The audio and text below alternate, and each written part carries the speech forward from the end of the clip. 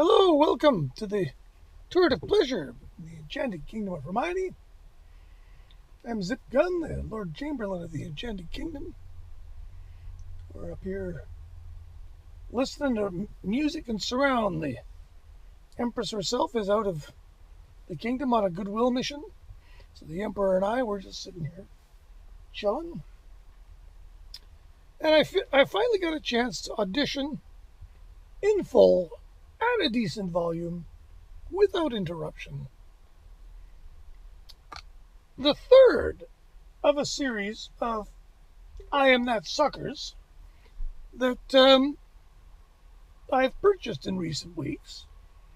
I hadn't really thought much about them. The band, of course, is Jethro Tull, and people that watch this channel know that I haven't thought about Jethro Tull much in the last maybe 40 years. The very long and very short story for me with Tull is I heard about them right off the get-go. In fact, I heard them with the This Was album because I heard Serenade for a Cuckoo. A friend had it.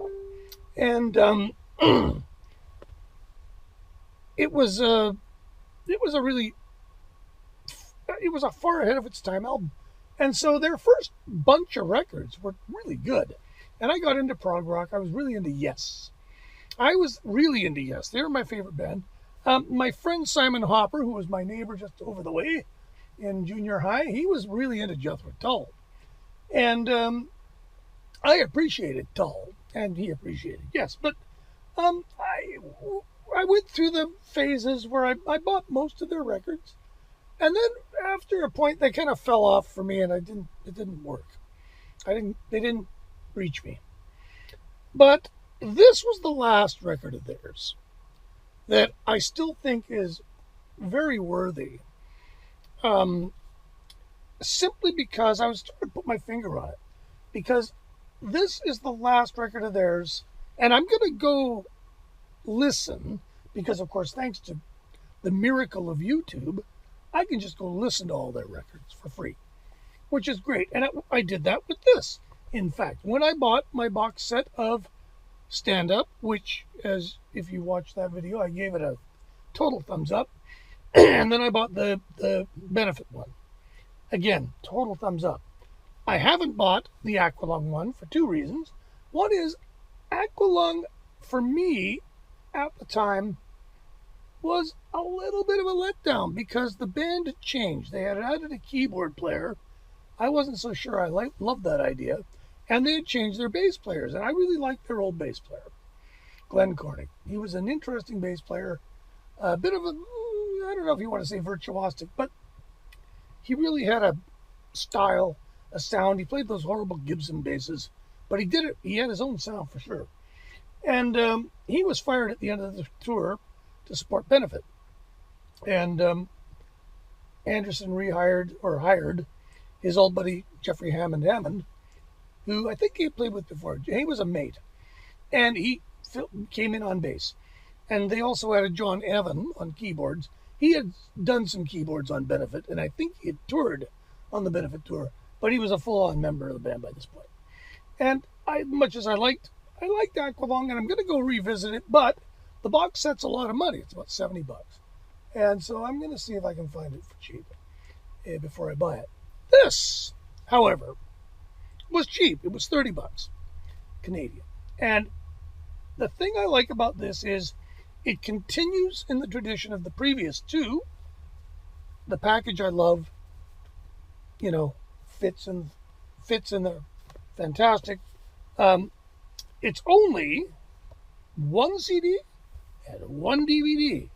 And this one is a little bit, I don't want to call it austere, but what you get here is very simply a CD featuring the remix, Steven Wilson, of course, of the album Thick as a Brick from Stem to Stern.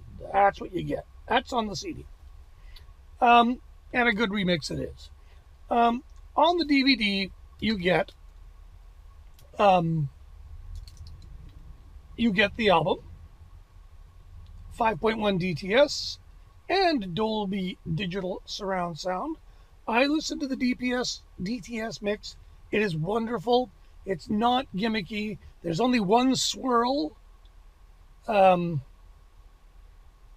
you know what I mean by a swirl. Yeah, there's only one toilet. You also get Thick as a Brick original 1972 stereo mix flat transfer for those of you to whom that is important. I am not one of them. At 9624 PCM, and once again, and unfortunately it's only on the DVD this time, which is a tiny niggle. You get one of their radio ads that Reprise did, I should say, for this record. It's again meant to be funny. At this distance, it's not very funny, but it shows how hard Reprise was trying in 1972, remember, to be hip, and it worked for them. And their Stan Cornin, I'll mention him again, he was the guy. I don't know if he personally did these now, but they came out of his office, and I wouldn't be surprised if they were his idea. So there you have it. Now, if I have a quibble, again, now the thing I like is that because there's only two of them, they're both in the tray. People like me, you put the one on the top that you use the most. In my case, it'll be the DVD, because I want to hear the 5.1. So there's no little pockets, which I don't like those little pockets. You do get a really, again, I mean, Anderson clearly cares about his legacy. And how many pages is this one? You get the final, and they put the sort of final, the credits you really need right off the bat. Who plays what? Didn't even really say where it was recorded. It was recorded at Morgan's studio, like all their records. They're a funny band in that, like a band that they signed later down the road to their label, Perubu, they recorded in the same studio all the time. Helpfully, you get the Thick as a Brick lyrics in German, and you also get them in Italian, for those of you in Brasini that want to know it. And I mentioned this in another one. These guys were hairy. These guys really did look a lot like freaks. And they were actually they were kind of straight. They certainly weren't drug fiends. And again, here's the only quibble. They give me the cover. I believe that was a French 7-inch edit of the record. Now, I would have liked to have had a single mix of this. It probably is the same mix, but it would be nice to have the edit. Just for completeness sake, I know. But I heard like the Miles Davis singles in the mid-70s, they did that where they actually gave you what the single actually sounded like. And I would have appreciated that. It's a little weird in that on all the other box sets before this, all of that sort of thing was included almost ad nauseum. So this time it was like, would have been nice to hear what was presented to the world as a single off of this album. And it's not made clear where that section is from. I haven't checked, I should have checked this, but I haven't checked to see if there's any track indexes in the record. I wouldn't be shocked if there aren't, because Anderson, this whole thing was a reaction, apparently, to him getting mad at critics for calling Aqualung a concept record, which is I can think of a million other things to get mad about, whatever. They were on top of the heap. This record went to number 1, and there's lots of great. The 5.1 mix is great because there certain things open up on this record. Like for instance, there's a part it's in the first half where Jeffrey Hammond is playing a bass line, and there's one note that he plays that I'd never heard before, and it really works in the context of where they are in the song. A great big, like he's sort of doing a figure, and then he changes the key, and then he only gets a chance to play the next root for just a second, and it's a really great moment in the record that I'd never heard before. I've heard this record a lot, and the guitar sounds are really, nicely separated. You can hear who's doing what, and you get to hear probably what I think is the best example of Mr. Ian Anderson's saxophone playing and his violin playing. There's a violin track in here that is, I was sitting there going, is that a fiddle? I had to look, and yeah, sure enough, he plays violin. And now I'm willing to bet that Mr. Anderson plays the saxophone and the violin maybe a little bit better than me, but not much, because I can get a sound out of those instruments, but I can't, I'm no virtuoso on them. But he uses them to play parts, and he does them to great effect. I just watched a great interview with him, basically announcing his new album, Curious Ruminant, which is a really funny title. And he mentions that, above all else, he's a record producer. And one of the things about this record that nobody's really mentioned is how well produced it is. It sounds terrific. The concept of the mix, there's a lot of little special effects, and then 1972, they didn't have a lot of effects, but the ending of side one where it goes dang, dang, dang, dang, and they call it the stabs, I think, as somebody referred to it. And there's hang on a second. Oh dear. There's the Emperor's trying to get behind the camera. I'm not sure why, but he's gonna. There's the tape. Oh, it's a disaster. There you go, Your Highness. You go lay on that remote and turn everything off. Great, the production. He really was, and he mentions it in this interview. He's a record producer, and he would have this was done very quickly. He wrote it in bits, I think, and then he would take it to the band and he'd play them the bits, and they kind of string it to the bits they did the day before. And this happened over a period of, I don't think very long, a few weeks. Then they went into Morgan and they recorded the thing.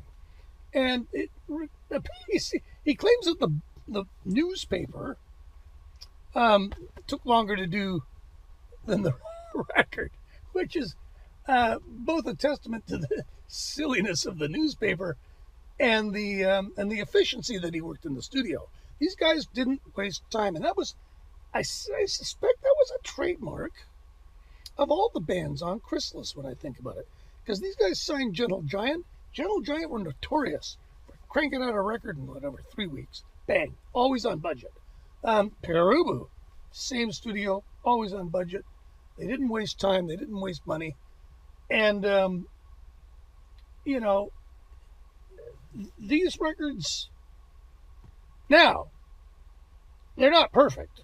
I made the mistake of reading the lyrics along with some of these sections, and okay, the lyrics don't do much for me. It's funny, because for me, in Jethro Tull, the lyrics rarely mean much, literally. What they are is it phonemes?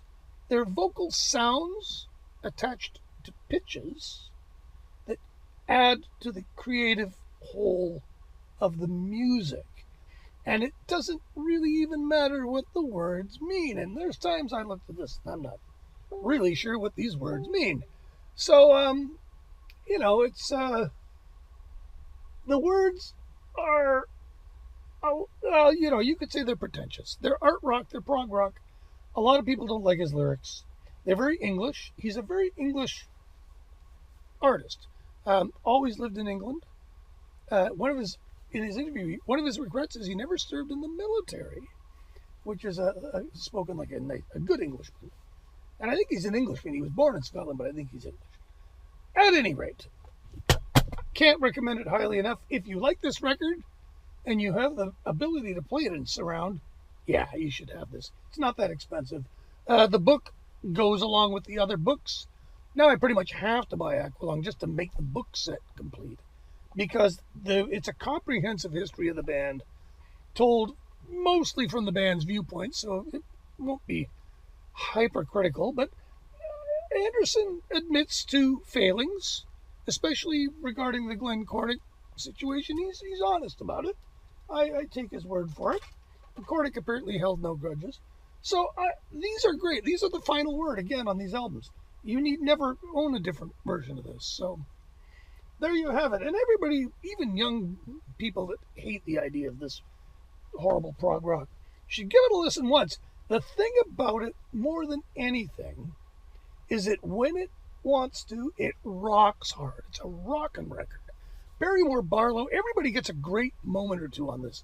Anderson with his sax and his violin and his complete many hats. Our Martin Barr is all over it doing some great stuff. John Evan really comes into his own on this record. The Hammond organ solo at the end of the stabs on side one is just terrific. It's great, terrific organ sound. And Barrymore Barlow, there's a great section which is basically the drum solo, but it's not too long, and it is incorporated in a musical contest, and the dude can play the drums. He is a really good drummer. Nothing against Clive Bunker, who was a different style of drummer, but Barrymore Barlow says more in about 2 minutes of drumming in this record than Clive would do in 18 minutes of Dharma for One. And not to shit on Clive, because that was the expected norm back then. And by 1972, people were kind of getting sick of it. So, both very great drummers. But Barlow really comes into his own. This is his first record. Bunker quit after Aqualung. The rumor, or with the story I heard, he told Ian, one day I'm going to find the right girl and then I'm gone. And apparently that happened. Good for him. I hope they're still together. Anyway, there you have it. Thanks so much for watching. Thanks to the Emperor for not knocking the camera over.